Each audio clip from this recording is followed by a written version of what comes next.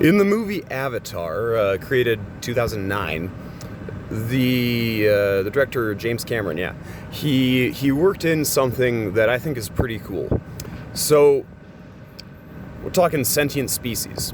First, you've got humans, then you've got the Na'vi, the indigenous people on Pandora, and then you have a third, an actual third sentient species. They call Ewya in the movie. It's their deity, their god. And what's special about Ewya is that it's not just the trees, but it's also more than that. Okay, it's not just that the trees are sentient, because they aren't. It's something else that's sentient. That sentient creature is a mushroom. It's a really unique form of sentience. It's obviously something of a magical mushroom, because mushrooms here on Earth aren't sentient. But how they get around this is by adding electrical signals to a mushroom's being. So in the movie, the mushroom connects all of the trees together in the forest. It's a huge forest. Mushrooms here on Earth do the same thing.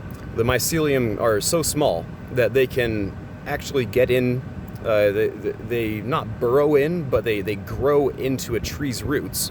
And the mycelium are so small and delicate that they actually go in between the cells, the individual cells of the tree's root. So in this manner, the mycelium can interact with the tree.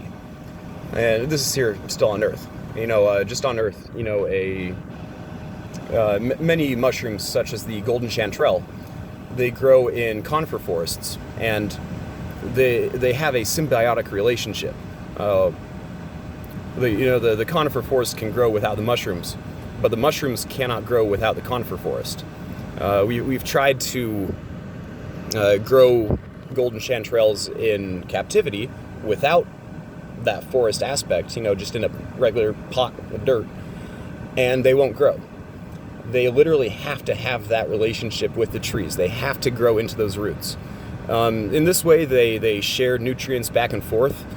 It's a really cool thing. They can get water back and forth, and in some cases, the mycelium will actually give trees nutrients that the tree's deficient on.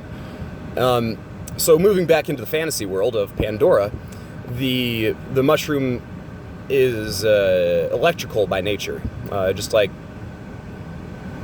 brain waves are. I don't know too much about all that stuff, but there's electrical stuff going on. So in this way, a tree which has an electrical signal can transfer it to the mycelium and vice versa. Now, the trees are special on Pandora as well. They've evolved over millions and millions of years to have this electrical connection. Trees don't usually have electrical connections, but in the movie, they have electrical connections. So the trees themselves aren't sentient.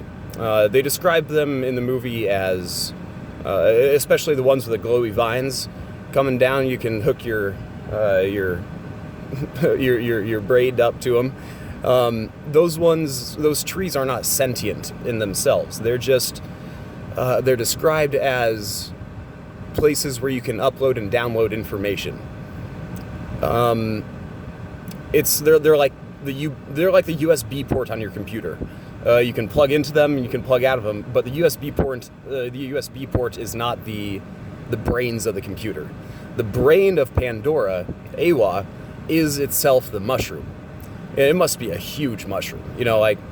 It's likely one of the largest sentient beings in the galaxy. It's got to be huge. We've got a pretty big one in Oregon, and it's like the size of over 1,500 football fields all packed together. It's the largest organism on Earth. And this would be the largest organism on Pandora. Yeah, that's about all there is to it. I think it's really cool. It's another form of sentient life in the universe. Gotta love it.